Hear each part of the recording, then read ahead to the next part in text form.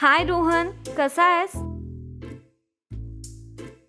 रिया, तुला शेतीबद्दलची बरीच माहिती आहे. अरे मी एक ना शेतीसाठी प्लॉट घेतला होता आणि त्यांना टोकन पण दिले ॲग्रिकल्चर आणि फार्म हाऊससाठी. पण मी परवा एक न्यूज ऐकली, 1 गुंठ्याच्या दाखल्यावरती दुसऱ्या राज्यात जमीन घेता येत नाही असं काहीतरी. नक्की काय विषय यार, मला आता टेन्शन आलंय खूप. अरे हा, तू बरोबर ऐकलंस. महाराष्ट्रामध्ये आता जर जमीन किंवा प्लॉट घ्यायचा असेल तर बाहेरच्या राज्यातील फक्त 1 गुंठा शेतकरी दाखल्यावरती घेता येणार नाहीये. बऱ्याच लोकांनी खरीदारी केली पण अजून 7-12 झालेला नाहीये. तर मग आता काय करायला पाहिजे? इको लँडमार्क रियालिटी आहे ना.